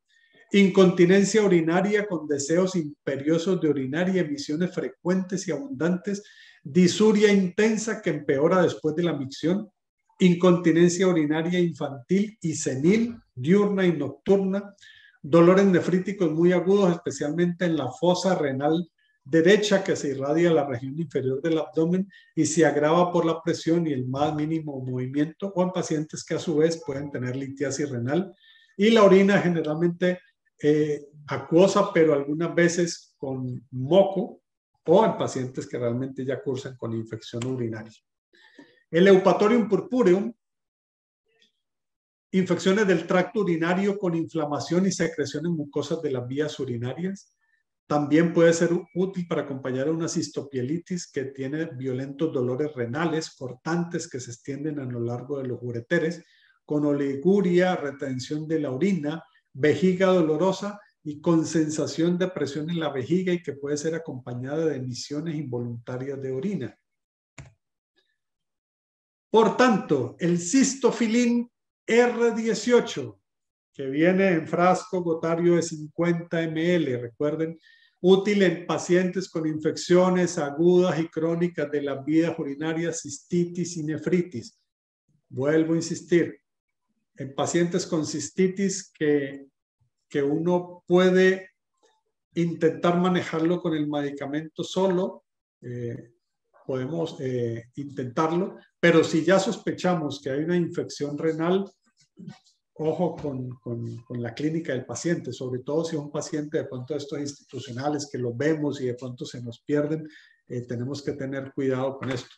Por eso es importante empezar a tener muchos de los médicos que de pronto piensan o se han incorporado a este tipo de mirada de la medicina bioreguladora porque quieren hacer una medicina más personalizada en su consultorio particular o en un centro médico particular, donde pueden tener una charla un poco más larga con el paciente o inclusive una comunicación más directa con el paciente, podrían empezar a atreverse al manejo clínico y obviamente tener el as bajo la manga cuando puedan necesitar algún antibiótico. Por tanto, el cistofilín R18 está indicado en todas las afecciones inflamatorias de los riñones y vías urinarias que cursan con dolores en las zonas renales y vesicales, todo lo que es cistitis, cistopielitis, nefritis, uretritis y ureteritis. El cistofilín R18 también indicado en el caso de incontinencia urinaria, vejiga irritable, enuresis diurna y nocturna, o como medicamento coadyuvante en el caso de litiasis renal, y por tanto podemos empezar a pensar en las asociaciones. Entonces el cistofilín R18 lo podemos asociar adecuadamente en ese caso de una posible nefrolitiasis con el que se llama renocalcin R27, también útil como esta asociación en los cólicos nefríticos asociado obviamente a litiasis.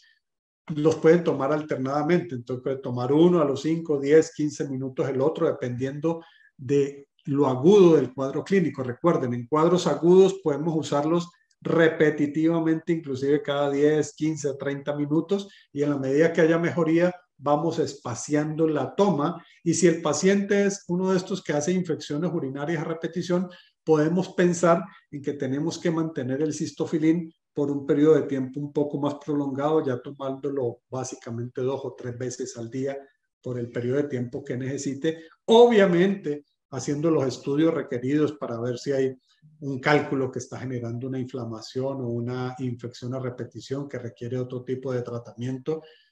Si lo podemos manejar con el renocalcin y el paciente lo evacúa, lo elimina, perfecto, pero si ya es un cálculo de gran tamaño que está en el cáliz o en la pelvis renal, pues va a necesitar otro tipo de terapias como una litotripsia, por ejemplo.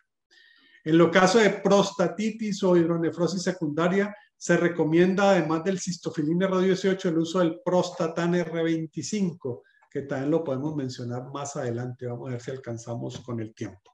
Entonces, mire que ya ustedes pueden empezar a tener varias herramientas terapéuticas en el caso de afecciones gastrointestinales después de fiestas patrias, después de fines de semana, después de comidas. Toda la gente ahora anda con muchas intolerancias alimentarias y muchos síntomas digestivos. Tenemos ya el Gastreu para apoyar. Tenemos todo lo que es la patología rinofaringea para apoyar en rinosinusitis alérgicas y también alérgicas y sinusitis bacterianas, sin pensar en matar un bicho. O sea, no necesitamos usar el antibiótico en primera opción. Y ahora tenemos otro sistema a tratar, que es el sistema renal y vesical. Este otro medicamento es bien interesante, que tiene dos presentaciones. Aquí en la foto no saqué el de las ampollas, pero ya viene en dos presentaciones. Tenemos el Euglandin F, F por femenino. Aquí vamos a quejarnos los hombres porque nos están dejando, vamos a quejarnos de discriminación, porque solamente pensaron en las mujeres. Así que, pero ya prontamente va a venir el M, ¿no? El M de masculino, de macho. Euglandin F o R20, gotero de 50 ml, frasco de vidrio, pero también se puede usar en ampollas de 12 ml que viene en caja de 20 unidades. Este es un medicamento bien interesante porque contiene algo que se llama organoterapia. O sea, todo esto son extractos de órganos extraídos de cerdos sanos, criados específicamente para sacar medicamentos homeopáticos. ¿Por qué el cerdo? Porque se sabe que el cerdo es el ser con S, que es más biológicamente parecido al ser humano. Ustedes recordarán que no hace mucho se utilizaba la insulina porcina, trasplante de válvulas cardíacas de cerdo, injertos de piel extraídos del cerdo, porque la histocompatibilidad con el ser humano es bastante parecida. Y parece que en el comportamiento, no sé si los cerdos se parecen al humano o los humanos al cerdo, pero sobre todo en la fisiología y en el comportamiento alimentario. Nosotros somos omnívoros iguales que el cerdo. El caso es que estos son organoterápicos. Entonces tenemos la tiroides del cerdo, pero miren, a la D12, o sea, volvemos a lo mismo. Esta glándula la sacan, la maceran, sacan la tintura madre y la diluyen 12 veces repetitivamente para tener esta dilución de 12, que es básicamente una dilución funcional. No le estamos dando la hormona tiroidea, por favor, eso que les quede muy claro. El darle tiroidinum a un paciente en dilución homeopática, no le estamos dando la hormona tiroidea. Igual sucede con la glándula suprarrenal Suisse, la glándula tímica, o sea, el timo, la hipófisis Suisse, el ovarium Suisse, por eso es que se llama F, porque tiene ovarium. Espero que prontamente venga el Euglandin M, que tiene testis o testículo, y el páncreas. Miren, está el eje neuroendocrino, interesantísimo para entender el mecanismo de acción de este paciente. Tiroidinum, disfunciones secretoras de la glándula tiroides, que cada vez lo encontramos con más frecuencia, no solamente en pacientes que ya tienen un hipotiroidismo clínico. La cantidad de hipotiroidismos subclínicos en pacientes que la clínica nos dice que está hipotiroidea, pero le pedimos una TSH y muchos laboratorios todavía no hacen la T3 libre, la T4 libre, o con la TSH y salen normales, o inclusive a veces con T3 libre y T4 libre dentro de rangos normales, y la clínica nos dice que el paciente, o la paciente en este caso, tiene síntomas de hipotiroidismo. Así que debemos tenerlo en cuenta. Sobrepeso, obesidad de origen endocrino, el bocio, obviamente, bocio parenquimatoso, cretinismo. Yo creo que esto ya, no sé, yo creo que ya eso no lo veremos. Aunque, bueno, si se viene la hambruna, como algunos la pronostican, pues de pronto volvemos a ver estas deficiencias, pero yo creo que no. Afecciones crónicas con tendencia al anabolismo. La glándula suprarrenal Suisse. Todos vivimos hoy día estresados y la glándula suprarrenal la mantenemos exprimida al máximo, el cortisol y todas las cosas que ya sabemos. Entonces, disfunciones de la glándula suprarrenal en pacientes que ya están en el famoso agotamiento suprarrenal, con debilidad, agotamiento, astenia muscular, neurastenia, envejecimiento precoz, estados alérgicos como el asma, sobre todo pacientes que han usado crónicamente corticoides, que se sabe que puede generar una disfunción de la glándula suprarrenal, enfermedad de Addison, síntomas de agotamiento suprarrenal, pero también, mire, apoyo en poliartritis primaria, neurodermatitis, hipotensión arterial, hipoglucemia y vacotonía, o sea, todo lo que es los fenómenos de disautonomía que también se ven con relativamente frecuencia.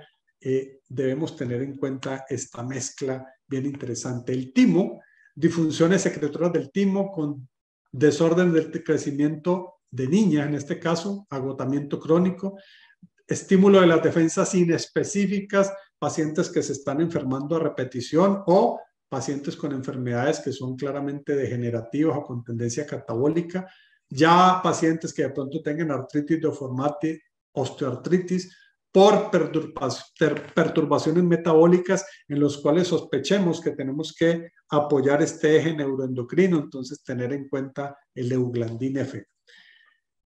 Hipófisis suiza, disfunciones secretorias de la glándula pituitaria, desórdenes endocrinos en general, tales como sobrepeso y obesidad de origen endocrino, distrofia adiposo genital, galactorrea, disminución de las funciones de las gónadas, diabetes insípida, poliartritis primaria crónica, artrosis crónica, enfermedades del tejido conectivo con tendencia catabólica, neurodermatitis y otras enfermedades cutáneas, desórdenes del crecimiento como enanismo, acromegalia, alteraciones de las funciones secretoras de la glándula tiroides, de las gónadas y de las glándulas suprarrenales.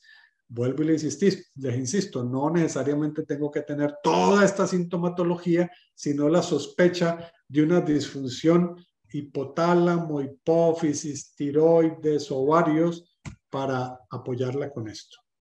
Obviamente el ovario, disfunciones secretarias de los ovarios, amenorrea, menopausia con síntomas de deficiencia de estrógenos o claramente una paciente con una infertilidad que tengamos que apoyar este eje neuroendocrino, neurosis depresiva después de la menopausia, metrorragias, anexitis, hipermenorrea, dismenorrea, vaginitis, craurosis vulvar, mastodinia, hirsutismo, osteomalacia y osteoporosis, como apoyo a la terapéutica complementaria de todo lo que nosotros necesitamos, la vitamina D con el calcio, con el magnesio, con el fósforo, con la función intestinal, con la permeabilidad intestinal. O sea, no es solamente tener esto como, doctor González me dijo que para la osteoporosis doy Euglandin F. Es todo el contexto como médicos integradores y bioreguladores que tenemos que tenerlo en cuenta, pero este apoyo para no empezar solamente a pensar en que tenemos que dar una terapia de reemplazo hormonal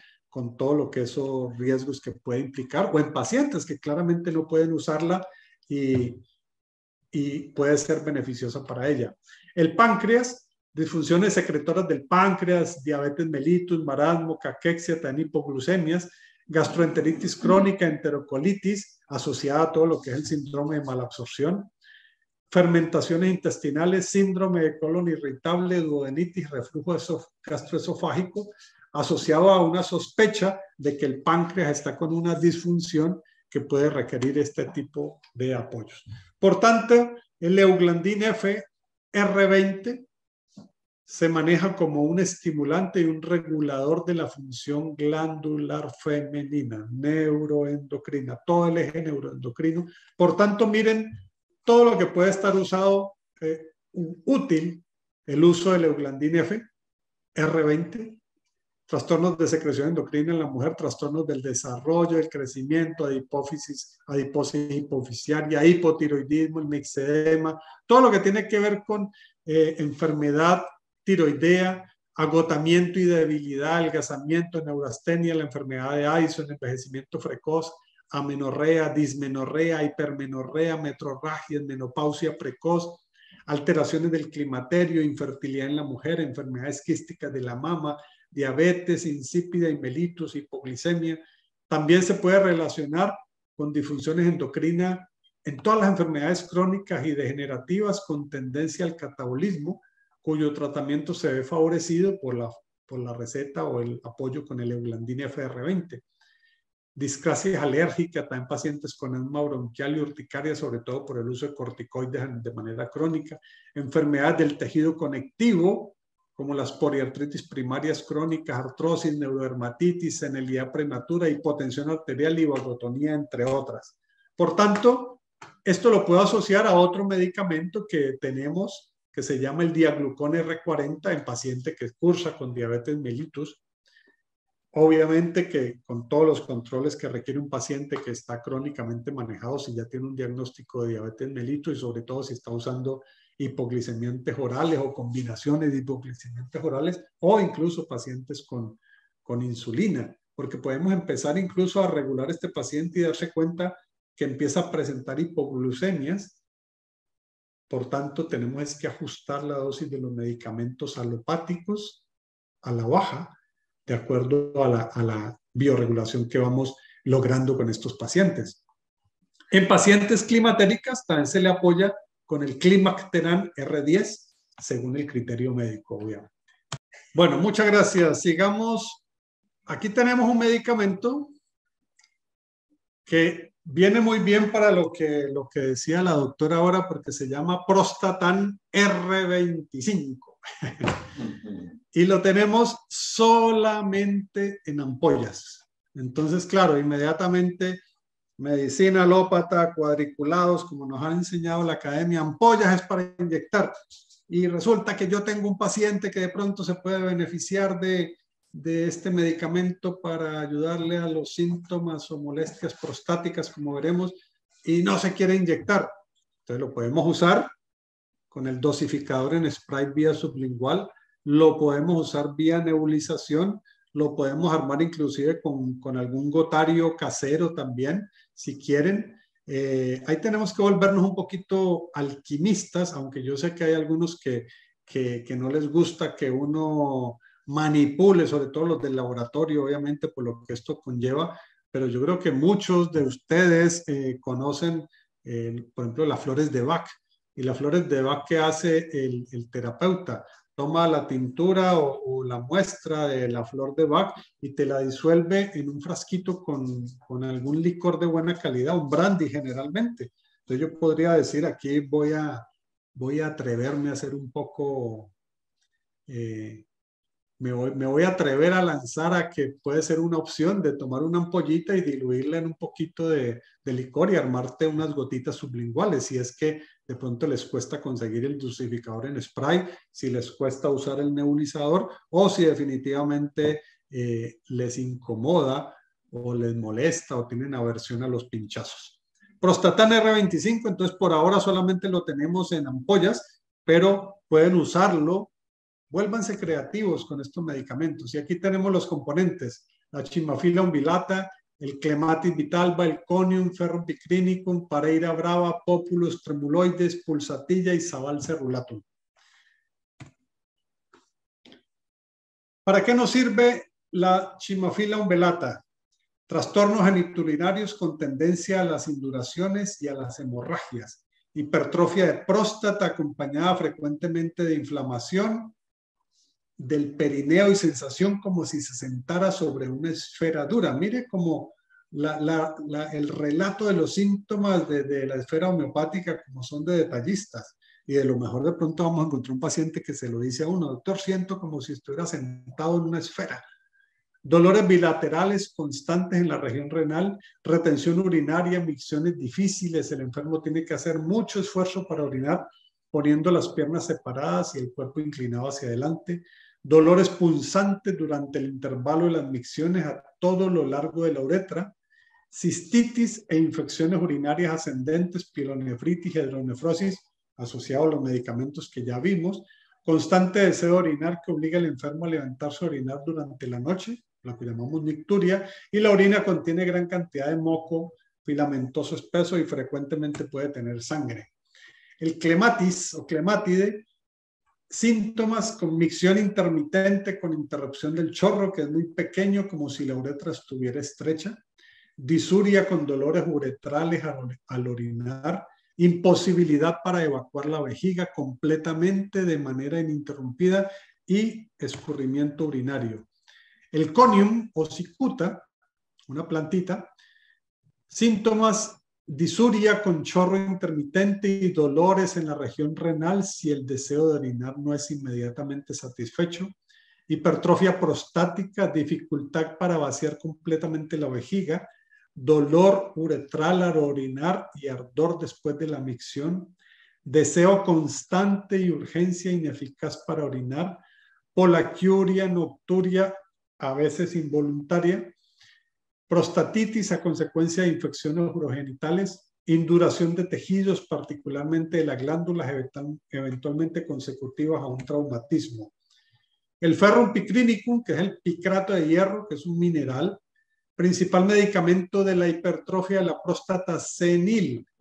Acción específica sobre el crecimiento de esta glándula con nicturia, incontinencia urinaria, deseo de orinar frecuentemente en el día y en la noche, dolor en la uretra, micciones frecuentes de noche con plenitud y presión en el recto, ardor en el cuello de la vejiga y el pene y retención de la orina.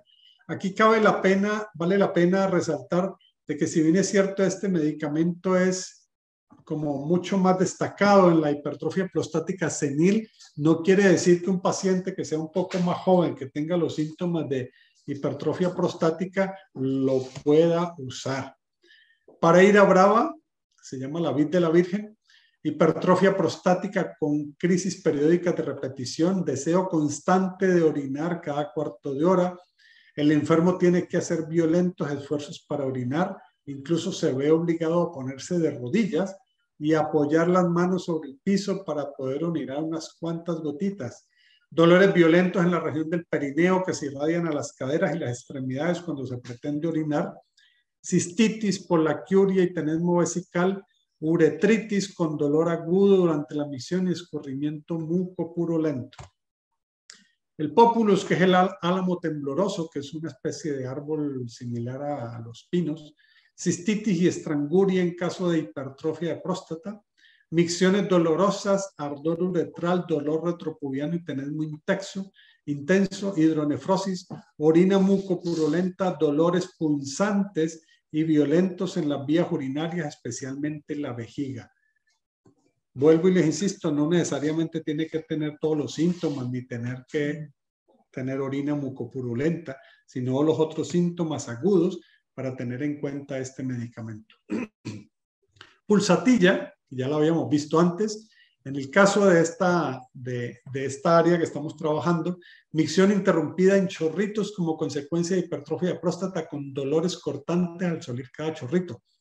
Retención aguda y dolorosa de orina en niños o recién nacidos. Miren que aquí no necesariamente vamos a pensar que tiene la próstata inflamada, pero si tiene esa sintomatología, también podemos ayudarle. Pero especialmente, obviamente, en el caso de hipertrofia prostática, con goteo involuntario y sensación de plenitud en la vejiga. Tenesmo vesical, ardor en el meatro uretral durante y después de la micción. Prostatitis aguda o crónica que causa dolores opresivos en la región prostática después de orinar.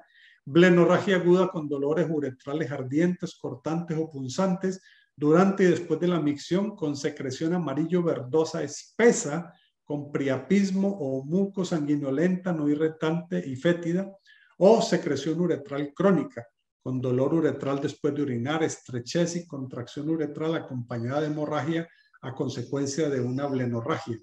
Entonces, miren la cantidad de síntomas que puede tener este tipo de medicamento. Este paciente con síntomas de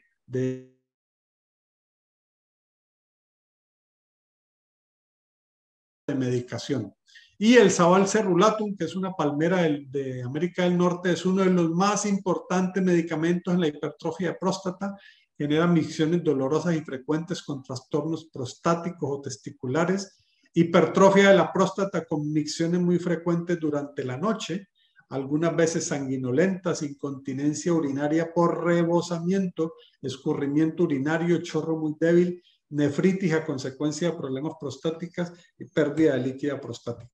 Por tanto, el Prostatán R25 está indicado en prostatitis aguda y crónica, aumento de la próstata con aparición de todos los síntomas secundarios que les acabo de relatar.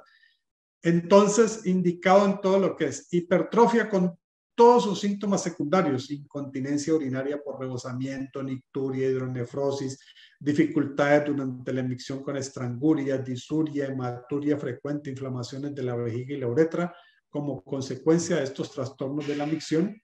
Por tanto, indicado en prostatitis y cistitis concomitante, y ya sabemos que entonces lo podemos apoyar con todos los casos de inflamación de mucosas. Con los ardores se puede asociar con el anginacid R1. Si tenemos cistitis y pielitis, se puede asociar con el cistogilin R18. Y si tenemos asociado litiasis renal, lo podemos acompañar con renocalcin R27. O sea que podemos ir armando esa combinación de medicamentos de acuerdo a la similitud clínica, patológica que tengamos el paciente enfrente. Yo creo que ahí hacemos una pausa. ¿Ya cuánto llevamos? Y ya... Porque... ¿Qué hora es? Perdón. Yo creo que ya es justo. Sí, yo creo que también. Es justo para usted y es justo para mí.